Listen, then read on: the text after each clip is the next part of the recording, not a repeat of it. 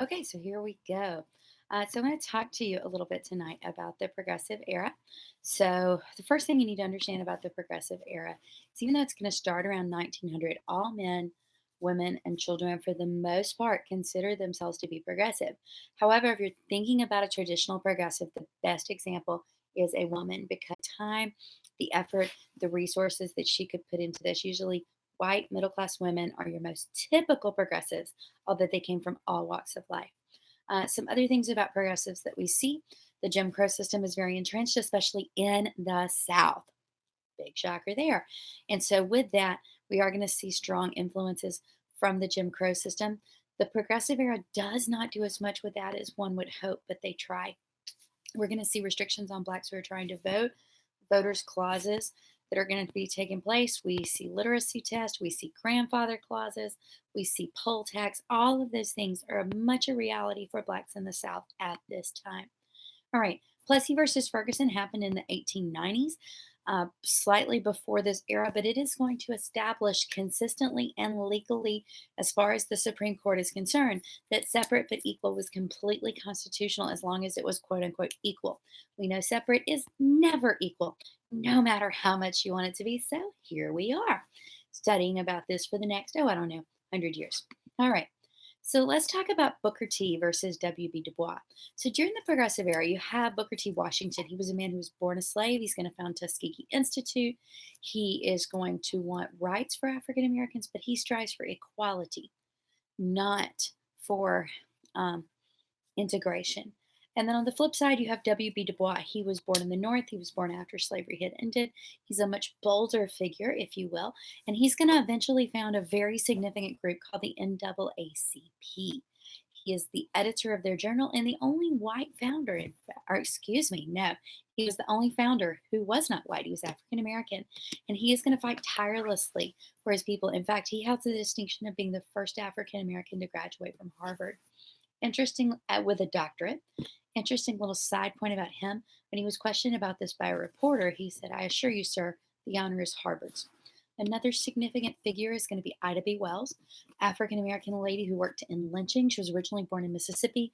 Is going to end up in Memphis. She is the first person to sue for discrimination. So good to know. All right. So we did talk about the birth of the NAACP, which is going to come out of the Niagara movement, wanting more rights for African Americans. So coming into this progressive era, we've come through a few really just boring presidents, if you will. You had Garfield, whose biggest accomplishment is getting shot. He's going to be replaced by Chester Arthur in 1881, who only really passes that Pendleton Act, who is going to be replaced by Cleveland, who saves a lot of money, and then Harrison, who spends all that money, and then Cleveland, who comes back and has to deal with economic ruin because of the actions of Harrison.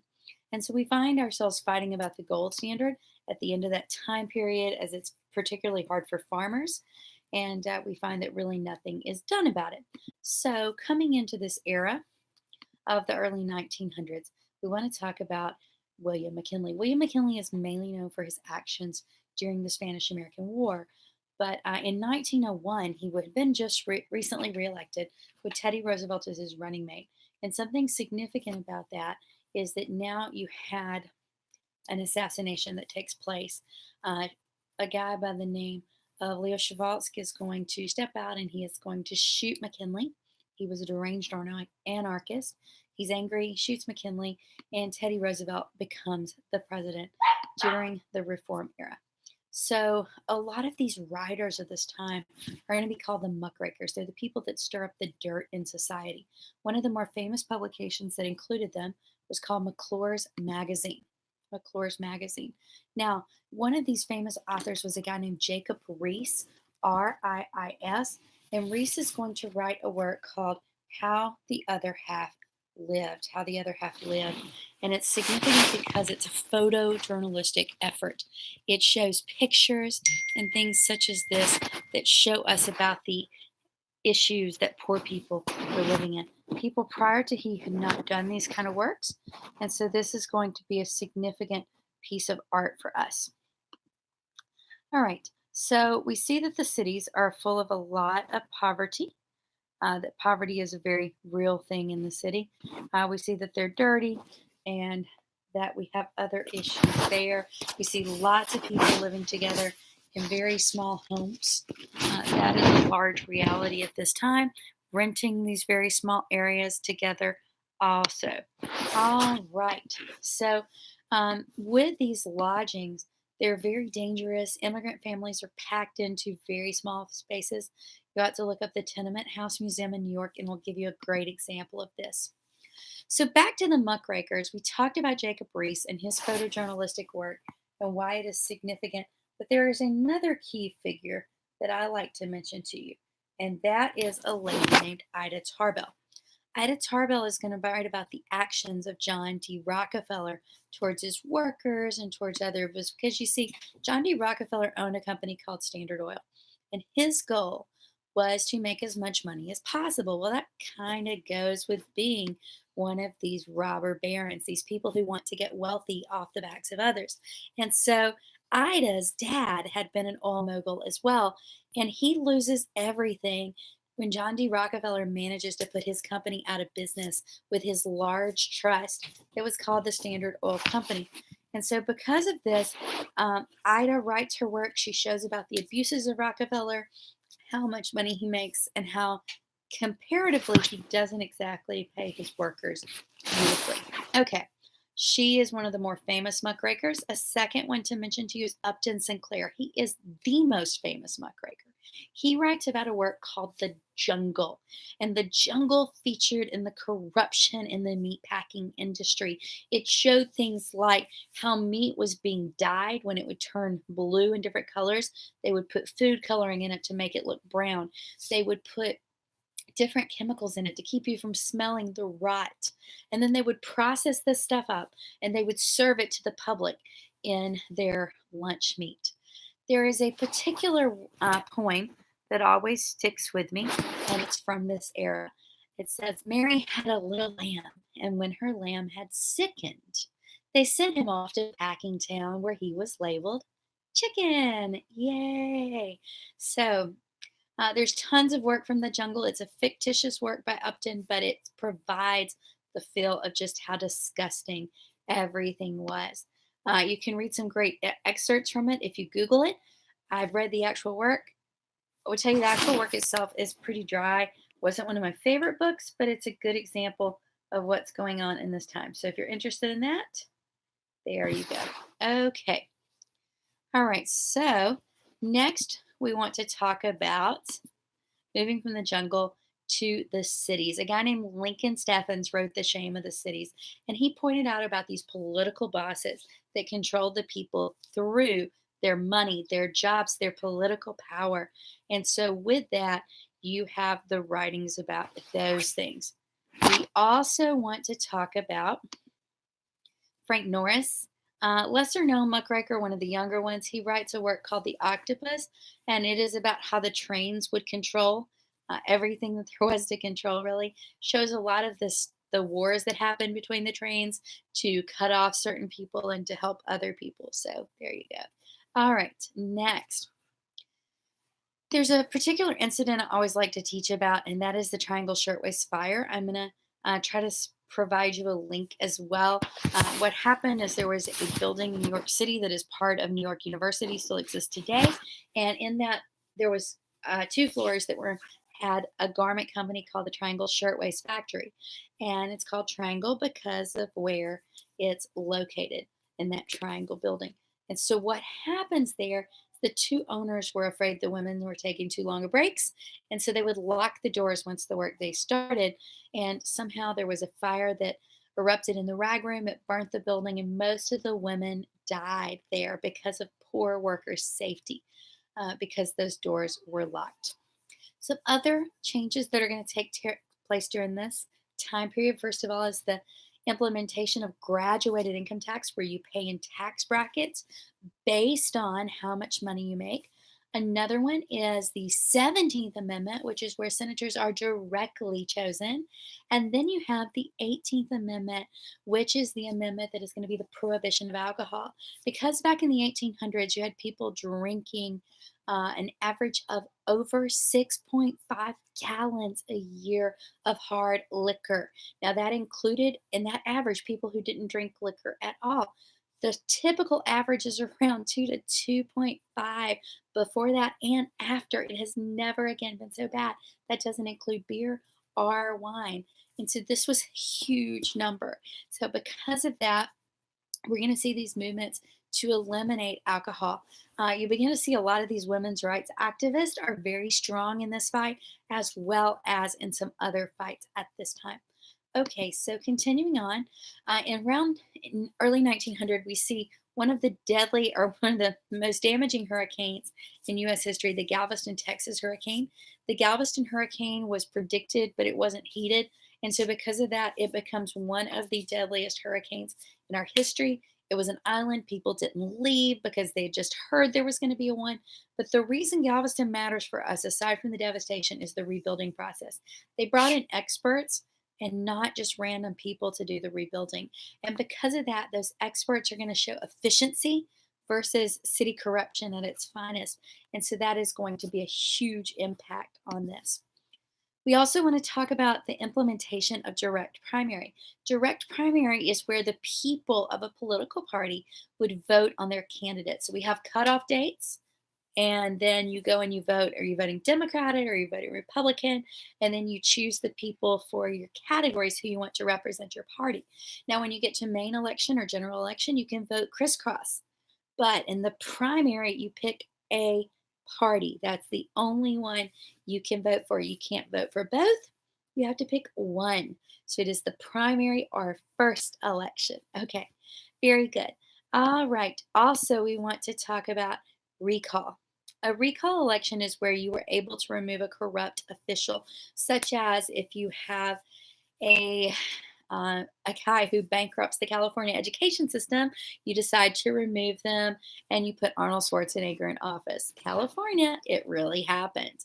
So there were other incidents such as this. We're also going to see public voting, the ability to get things on the ballot and to get cities to do something with referendum and initiative. So we start to see big change. Fighting Bob LaFollette. Fighting Bob LaFollette is a governor of Wisconsin, and his dream, his goal was to bring progressive reform to Wisconsin. The most common one that he does has to do with electricity because electricity was new and it is a natural monopoly that you have with electricity. When you take econ, you'll learn about natural monopolies. Those are things that you're only the one that does it. So it doesn't make sense to have two electric companies vying for the same area. And so what ends up happening is Fighting Bob puts a limit on how much they could charge per watt. Anything they charged over that per kilowatt, they were charged, that fee would go to the government. And so it kept companies from overcharging as badly through taxes and other things. Okay, good job. All right, some other things we want to discuss today. Supreme Court legislation, Mueller versus Oregon. This ruled that women could not work long hours. Wait, what? That doesn't sound very progressive. You that women could not work long hours because they said women working long hours was difficult on them because of their bodies, that it would cause damage to them and possibly cause them to be hurt or injured in the workplace. So this was a problem. It's kind of an interesting law. We know that working long hours is hard on anybody. It's not a gender based thing, but still, it does show the attempts to try to protect workers more in the workplace. The Women's Christian Temperance Union, these are the ladies who are going to work to outlaw alcohol that we talked about. A lot of these are connected with women's rights as well. So there you go. All right. We talked about that. Margaret Sanger, this is the time period she becomes kind of well known. She's a very controversial figure. She is going to form Planned Parenthood to give women options as far as birth control, also to encourage about child rearing practices, safe sex, those kind of things. But on the flip side, she also makes some very extremely racist statements, very genocide type policies, and she wanted some required sterilization. So she's kind of a quirky is probably not the right word, but she's kind of a controversial figure because of all of this. And so you will definitely see people on each side about old Margaret and her ideas. And of course, Planned Parenthood is always a hot topic in the United States. Women's suffragists are going to begin to fight for women's rights to vote. There is a film I would love for you to watch, and I think you will thank me for it. And that is called Iron Jawed Angels. It includes some people that you have seen in movies before, including Dr. McDreamy. And it is about women getting the right to vote, specifically around a certain suffragist by the name of Alice Paul. Alice Paul refused to eat, in fact, starved herself to help women get the right to vote, along with other women who did the same with her, Carrie Chapman Catt and some others, and Lucy Stone. So I strongly encourage you to watch the film Iron Jawed Angels. It's on YouTube. It's free. It's great. So there you go. It was made by HBO, by the way. So it is a well put together series. Let's see. So let's talk about the progressive presidents. So I told you a little bit ago that Teddy Roosevelt was elected in 1901. Teddy came from a very interesting background. He was born into a very wealthy family. He had grown up with lots of money, but early on, he had a lot of health issues from severe asthma. In fact, they were told as a family he would probably be an invalid all of his life. And his father was concerned that that would not happen. And so he spent all of his resources and all of his energy getting Theodore out of his bed and to be active. And that is going to end up in him being very active to the point that he finds himself in playing college football, being out playing with animals, with kids, horseback riding, everything that you could think of. So Teddy goes to school at Harvard. He left his childhood sweetheart that was madly in love with him to go to Harvard and to do these things. And while he was there, he is going to meet and fall in love with another woman in the split between the two of them, whom he ends up marrying. There, he's going to find himself in the New York Senate. And in the next few years of their marriage, they decide, or they end up having a little girl named Lucy. But the day Lucy was born, Teddy Roosevelt's wife died shortly after childbirth from complications. A few hours after that, a knock came at his door from his brother, and his brother tells him, "Hey, just wanted to let you know that mom has died as well." And so in one day, he lost his mother and his wife. Talk about a horrible, horrible, horrible day. Can't wrap my mind around that. In fact, he journaled that day, "The light has gone out of my life." Teddy was so distraught, he left, and he left his daughter in the care of his sister. He went out to Montana where he worked as a rancher. Very similar to what I told you about the Rough Riders. He got personal tailored outfits and he took little Tiffany accessories, including guns, and he asked his sister to take care of his child. On his way back home, he is going to find himself, after quite some time visiting, he surprises his sister with an early visit, and she happens to have a guest. That guest was his childhood sweetheart, Edith, and he finds them both together, and he ends up telling her that he still is in love with her, and they marry, and they raise Lucy together, along with a whole lot of other kids, because that's kind of one of those things that you did back then. And so, kids and animals and everything else. So, Teddy Roosevelt finds himself eventually as the Assistant Secretary of the Navy, as we talked about last week, and then he finds himself as um, the vice president, and then he finds himself, thanks to a gunshot, as the president. So here he is. So some things about Teddy Roosevelt: he was progressive. He is going to mediate a strike between the United Coal Workers and their owners. And in that mediation, he's going to do something that was unprecedented. He's going to take the side of the workers and not automatically side with the owners. And when he does that, the workers are blown away and the owners are too. That he wants to do something fair. He calls it the square deal, like a square meal. It's all equal, it's all fair. So, coming out of this, what ends up taking place? Teddy Roosevelt goes on to do some other things, like he works for conservation with the New Lands Reclamation Act, which sets aside land for national parks, as well as the Antiquities Act, which protects antique items. He is also going to be very well known as a trust buster. During his lifetime, he breaks up 44 trusts. He passes the Mann Act and the Elkins Act, which is going to limit the railroad. He also is going to pass some other things. We said the roads, we said the railroads, we said the Antiquities Act, as well as he is going to pass the Pure Food and Drug Act and the Meat Inspection Act. William Howard Taft. William Howard Taft is going to be president after Teddy Roosevelt. Teddy said he would run for one term of his own after he finished McKinley's term, and he did. And so in 1908, he handpicks his Assistant Secretary of the Navy, big but quiet William Howard Taft. The bathtub thing is supposedly a rumor, although they do put in a huge bathtub while he's president. Taft was much quieter than Teddy, which was probably his downfall, but he does break up 90 Trust. He does pass better antitrust legislation, the Mann-Elkins Act.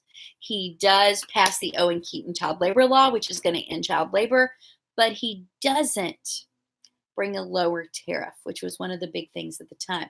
In fact, while he's president, one of the highest tariffs in U.S. history is going to pass, and it is the Payne-Aldrich tariff. He works for the graduated income tax, and he works for direct election of senators.